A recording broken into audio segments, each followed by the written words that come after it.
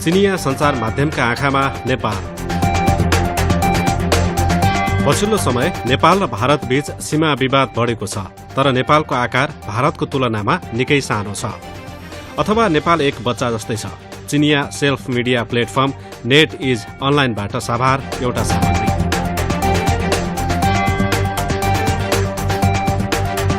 हालैका वर्षहरूमा भारतले द्रुत गतिमा विकास गरिरहेको छ। भारतको अर्थतन्त्र बढेको छ, यसको सशस्त्र शक्ति अझै अब्बल भइरहेको छ। भारत धनी र शक्तिशाली भएको छ भने भारतको आवाज चर्को पनि भएको छ। त्यति मात्र होइन, भारतले पछिल्लो वर्षहरूमा फेरि ग्रेटर इन्डिया कालको महत्वाकांक्षा पालिरहेको देखिन्छ।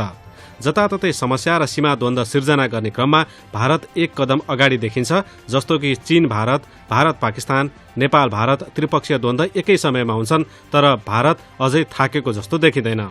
चीन र पाकिस्तानले भारतको दबावलाई सामना गर्नु जति सहज देखिन्छ, उति हिमालयको दक्षिणी फेदमा रहेको नेपालका लागि यो गाह्रो देखिन्छ। हिमालयको दक्षिणी फेदमा 1,47,000 वर्ग किलोमिटर भन्दा बढी क्षेत्रफल ओगटेर नेपाल रहेको छ भने करिब 3 करोड जनसङ्ख्याका साथ अवस्थित छ। नेपाल आकारमा आयताकार छ र उत्तर पश्चिमदेखि दक्षिण पूर्वसम्म फैलिएको छ। आधा भन्दा बढी क्षेत्र पहाडी छ। उत्तरमा हिमालय र चीनले घेर्नुका साथै पूर्व, पश्चिम र दक्षिण तीनतर्फबाट भारतले घेरिएको छ। ऐतिहासिक रूपमा नेपाल र भारतको धेरै घनिष्ठ सम्बन्ध रहेको छ र सर्वकालिक निकटस्थ छिमेकीहरू भनिन्छन्। नेपाल र भारत एक परिवार जस्तै हुन्, चाहे नागरिक स्तरमा होस् वा सरकारी स्तरमा। एकपटक भारतका रक्षा मन्त्री राजनाथ सिंहले भनेका थिए, नेपालसँग भारतको भौगोलिक, ऐतिहासिक र सामाजिक सम्बन्ध मात्र होइन, आध्यात्मिक सम्बन्ध पनि छ।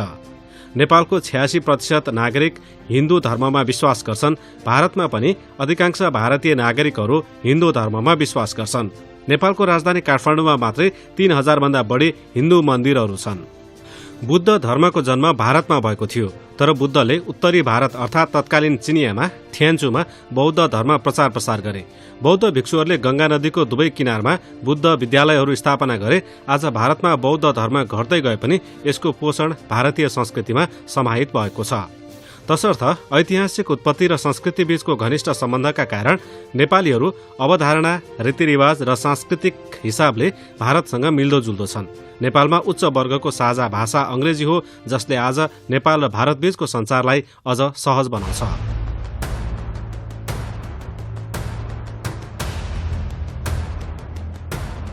चिनिया सञ्चार माध्यमहरूका अनुसार नेपाल र भारत बीचको सम्बन्धलाई जटिल र भ्रमपूर्ण भन्न सकिन्छ। संस्कृति, जातीयता, धर्म आदिका हिसाबले दुई देश एक अर्काबाट अविभाज्य र घनिष्ठ रूपमा जोडिएका देखिन्छन्। तर अन्य धेरै कुरामा भारतसँग नेपालको सम्बन्ध देखिए जस्तो सुमधुर होइन। पहिलो कारण क्षेत्रीय विवादहरू। नेपाल र भारत बीचको क्षेत्रीय विवाद बेलायतले भारतमा उपनिवेश गरेको समयदेखि नै सुरु भएको हो। अंग्रेजहरूले भारतलाई पूर्ण रूपमा कब्जा गरेपछि नेपालको गोर्खाकालमा 1814 मा एङ्ग्लो नेपाल युद्ध सुरु भएको थियो। 1816 मा नेपाल पराजित भएर सुगौली सन्धिमा हस्ताक्षर गर्न बाध्य भयो, जसले बेलायतलाई आफ्नो क्षेत्रको लगभग 1/3 भाग दिनु पर्यो, जुन पछि ब्रिटिस भारतमा समाहित गरियो। सुगौली सन्धिमा भारत र नेपाल बीच उत्तर पश्चिम सिमाना बीचको विभाजन रेखा काली नदी भएको उल्लेख गरिएको थियो। तर काली नदीको मुहानबारे भारत र नेपालले फरक बुझेका कारण लिपुलेख, कालापानी र लिम्पियाधुरा गरी 3 क्षेत्रमा विवाद छ। यी तीनवटै क्षेत्र नेपालको उत्तर पश्चिमी भूभागमा 3वटा शहर एउटै लाइनमा रहेको नेपालको भूभागबाट निस्किएर चीन भारत सीमामा पुवाल जस्तै घुसेका छन्। सन् 1962 मा भारत चीन युद्धमा भारतीय सेनाको पराजय भयो। अचानक कालापानी क्षेत्र कब्जा गर्न भारतले सेना पठाएर त्यहाँ किल्लाहरू बनायो। नोभेम्बर सन् 2019 मा भारतले कालापानीलाई भारतीय क्षेत्रको रूपमा समावेश गर्न आफ्नो संविधान संशोधन गर्यो, जसमा नेपालले चर्को विरोध गरेको छ। भारतले विवादित क्षेत्रमा जथाभावी किल्ला बनाएर सेना तैनाथ गर्यो र सडक विस्तार गर्यो। अन्तमा नेपालले त्यो सहन सकेन। 18 जुन 2020 मा नेपालले पनि संविधान संशोधन गरी विवादित क्षेत्रको 335 वर्ग किलोमिटर भूभागलाई नेपाली नक्सामा समावेश गर्यो। भारतले विरोध गरेपछि नेपालले सीमा सुरक्षाका लागि आफ्नो सेना पठायो। भारतले शान्तिपूर्ण ढंगले समाधान गर्न इच्छुक रहेको दावी गरे पनि त्यसले कम इमानदारीता देखाएकाले विवाद समाधान गर्न अझै निकै कठिन हुने गरेको छ। दोस्रो कारण भारतमाथि नेपालको आर्थिक निर्भरता। नेपाललाई तीन तर्फबाट भारत र उत्तरतर्फ हिमालयले घेरेकाले यसलाई भौगोलिक रूपमा बन्द देश अर्थात् भूपरिवेष्टित देश बनाएको छ। आर्थिक विकासमा नेपाल भारतमा धेरै निर्भर छ। नेपाल कृषिमा निर्भर छ र खाद्यान्न उत्पादनले आफ्नै आवश्यकता पूरा गर्न सम्भव छैन। त्यसैले राष्ट्रिय विकासमा थप योगदान दिन गाह्रो छ। नेपालको उद्योगको क्षमता कमजोर छ। केही साधारण उत्पादन प्रशोधन व्यवसाय मात्र गर्न सक्ने भएकाले कम नाफा र प्रतिस्पर्धात्मकता कम छ। नेपालको बलियो उद्योग भनेको पर्यटन हो, तर नेपाल आउने मानिसको ठूलो हिस्सा भारतीयहरू छन्। जब एक भारतीयले हाच्छ्यौं गर्दा नेपालको अर्थतन्त्र 3 गुणा हल्लिन सक्छ भनेर चिनिया मिडियाहरू कटाक्ष गर्दछन्।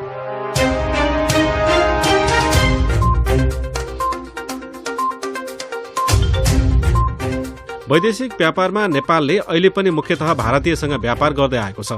नेपालको कुल वैदेशिक व्यापारको 60% हिस्सा भारतले ओगटेको छ। नेपालको वैदेशिक अर्थतन्त्रलाई भारतको आर्थिक घेराबाट बाहिर निस्कन गाह्रो छ। त्यसबाहेक नेपालको मुद्रा पनि भारतीय रुपैयाँसँग जोडिएको छ। भारतमा काम गर्ने नेपालीको संख्या 60 लाख भन्दा बढी छ। कुनै कारण भारत र नेपालबीच झगडा भयो वा भारतको अर्थतन्त्रमा असर पर्यो भने यी मानिसहरू सबैभन्दा बढी प्रभावित हुनेछन्। उदाहरणका लागि सन् 2016 मा भारतले नोटबन्दी गरेपछि नेपालको अर्थतन्त्रमा गम्भीर असर पारेको थियो। नेपालको वैदेशिक व्यापार, पर्यटन आदिमा व्यापक गिरावट आएको छ। भारतमा काम गर्ने नेपालीहरू आर्थिक सङ्कटको शिकार भएका थिए। सन् 2015 मा नेपालले आफ्नो पहिलो पटक संविधान सभाद्वारा नयाँ संविधान जारी गर्यो। यद्यपि भारतीय पक्ष नेपाली संविधानसँग असन्तुष्ट थियो। त्यसैले उसले आफ्नो व्यापारिक बन्दरगाह बन्द गर्यो र नेपालमाथि नाकाबन्दी लगायो। त्यति बेला नेपालका गाडी र प्लेनमा इन्धन सकिएपछि नागरिकले दाउरा बाल्नु परेको थियो। नेपालले चीनसँग मात्र सहयोग मागेको थियो, तर नेपालको आवश्यकता पूरा गर्न बाटो अप्ठ्यारो र दूरी धेरै भएकाले यात्रा गर्न गाह्रो भयो। यसले नेपालको अर्थतन्त्र भारतमा धेरै निर्भर रहेको देखाउँछ। भनाइ छ, अरूको खानु पर्दा नरम मुखले खाऊ, अरूको लिनु पर्दा छोटो हातले लिऊ। नेपाल आर्थिक रूपमा भारतमा निर्भर छ, त्यसैले राजनैतिक रूपमा भारतसँग मिलिजुली गर्नुपर्ने अवस्था छ। भारतले वरपरका साना राष्ट्रहरूलाई सधैँ आफ्नो संरक्षक ठानेर यी देशहरूबाट ठुल्दाइको हैसियत पाउने आशा राख्दै आएको छ। भारतले राजनैतिक दबाब दिन्छ र बल प्रयोगका कुराहरू निर्यात गर्छ। यस्ता चक्रहरूको बीचमा एउटा सानो देश नेपाललाई हलचल गर्न गाह्रो छ र भारतसँग समझदारी नगरी जताकतै मिलाउन असम्भव प्राय छ। यद्यपि नेपालको वर्तमान अवस्थाले भारतको प्रभाव कम गर्न र नेपालको आन्तरिक मामिलामा हस्तक्षेप गर्नबाट केही हदसम्म रोक्ने प्रयास गरेको छ। नेपालका लागि भारत घाँटीमा अड्किएको चिम्टा जस्तै हो। भारतको जालो तोड्न नेपाललाई सबैभन्दा पहिले बाहिरी विश्वसँग एउटा च्यानल खोल्नु अत्यावश्यक छ।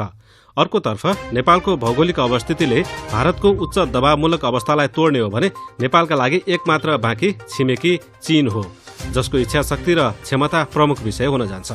नेपालका लागि सहयोग सर्वप्रथम रेलमार्ग। चिनियामा एउटा भनाइ अक्सर सुनिन्छ, धनी बन्नु छ भने पहिले सडक बनाऊ। चीनको छिमेकी भएको नाताले चीनसँग नेपालको आर्थिक सम्बन्ध कमजोर हुनुको एउटा कारण सडक अवस्था पनि हो। नेपाल र चीनको सिमाना हिमाल, उचाइ र भिरालोले भरिएको छ। दुई देशलाई जोड्न हिमालयलाई पराजित गर्नु जरुरी छ। नेपाल र चीनबीचको स्थलमार्गमा केही सडक यातायात मात्रै छन्, जसले दुई देशबीचको व्यापार आदान प्रदान गर्न चुस्त वातावरण बन्न सकेको छैन। सन् 2006 को सुरुमा चिनिया पक्षले नेपाललाई छिङहाई तिब्बत रेलवे लासाबाट मात्र नभई चीन नेपाल सीमासम्म अर्थात् तिब्बतको दोस्रो ठूलो सहर सिगात्सेसम्म विस्तार गर्ने बताएको थियो। सिगात्से नेपाल चीन सिमानाबाट 200 किलोमिटरको दूरीमा छ। सन् 2015 मा चिनिया पक्षले छिङहाई तिब्बत रेलवे सिगात्सेदेखि 540 किलोमिटर र सन् 2020 मा दुई देशबीचको सिमानामा रहेको केरुङ काउन्टीसम्म विस्तार गर्ने बताएको थियो। सन् 2016 मा नेपालका प्रधानमन्त्रीले चीनको भ्रमण गर्दा छिङहाई तिब्बत रेलमार्गलाई सीमासम्म विस्तार गर्न र त्यस पछाडि सिधै नेपालको राजधानी काठमाडौँसम्म विस्तार गर्न अनि नेपालको 3 ठूला सहर हुँदै पूर्ण रूपमा चलाउन चीन समक्ष आग्रह गरेका थिए। नेपालको प्रस्तावमा दुवै पक्ष सहमत भएकाले दुवै पक्षले खुसी साथ चीन नेपाल रेलमार्ग परियोजनालाई अन्तिम रूप दिए। केरुङ रेलमार्ग मर्मत गरिसकेपछि सिमानामा रहेको केरुङको बन्दरगाहसम्म विस्तार गरी नेपालमा प्रवेश गर्दछ। पठार र हिमालयको कठोर वातावरण एवं जटिल भू बनोटका कारण रेलवे निर्माण गर्दा केही हिमालहरू हुँदै सुरुङहरू निर्माण गर्नुपर्ने हुन्छ। तर भौगोलिक अवस्थितिका कारण चीनमा रेलवे प्रति घण्टा 120 किलोमिटर मात्रै पुग्न सक्नेछ भने राम्रो भूभाग भएका कारण नेपाल प्रवेश गरिसकेपछि त्यसको गति 160 किलोमिटर प्रति घण्टा पुर्याउन सकिनेछ। सन् 2006मा छिङहाई तिब्बत रेलवे खोलिएको थियो। लासादेखि सिगाचे जोड्ने लासा रेलवे पनि सन् 2014मा सम्पन्न भइसकेको छ भने सिगाचेदेखि केरुङ काउन्टी र बन्दरगाह जोड्ने रेलमार्ग पनि सन् 2020मा सम्पन्न हुनेछ र चीनदेखि नेपालसँगको रेलमार्ग पनि सन् 2020मा सम्पन्न हुने आकलन थियो। नेपालको सडक मर्मत गर्न तुलनात्मक रूपमा सजिलो छ र 2 वर्षभित्र सम्पन्न गर्न सकिनेछ।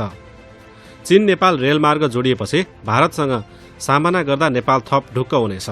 चीन र नेपाल बीचको व्यापारको मात्रा पनि द्रुत गतिमा बढ्नेछ र नेपालले पनि चिनिया अर्थतन्त्रमा राम्रोसँग समाहित हुने, चीनको विकास प्रक्रियामा भाग लिने र चीनको राष्ट्रिय विकासमा सहयोग पुर्याउने अवसर पाउनेछ। चीन नेपाल रेलमार्ग निर्माणले दक्षिण एसियाको भू राजनीतिमा ठूलो प्रभाव पार्ने भन्न सकिन्छ।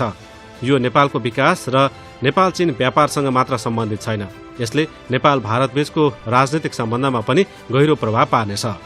नेपाल विरुद्ध भारतको दीर्घकालीन राजनीतिक दादागिरी कहिल्यै फर्किने छैन। आज नेपालको धेरै पक्षमा चिनिया कम्पनीको छाया परेको छ। नेपालमा भारतले कब्जामा लिएका उद्योगहरूमा चिनिया कम्पनीहरूले प्रभाव पाइसकेका छन्। उदाहरणका लागि चीनको सञ्चार उद्योगले नेपालको सञ्चारको संरचनालाई पूर्ण रूपमा भारतको प्रभुत्वबाट तोडिदिएको छ। नेपालका अर्थशास्त्रका प्राध्यापकले भनेका छन्, रेल खोलिएपछि विगत 10 वर्षमा भारतमाथिको नेपालको निर्भरता घटाउने मात्र होइन, चीनको तीव्र गतिमा बढिरहेको अर्थतन्त्रबाट नेपालले फाइदा लिने अवसर पनि दिनेछ। नेपालकी राष्ट्रपतिले पनि बेल्ट एन्ड रोड इनिसिएटिभप्रति आफ्नो दृढ समर्थन व्यक्त गरेकी छन्, जसले चीनको युग आउँदैछ भन्ने नेपालको चाहना पनि देखाउँछ। यसरी चिनिया मिडियामा नेपाल सम्बन्धी सामग्री प्रस्तुत गरिएको छ। चिनिया मिडियामा नेपाल।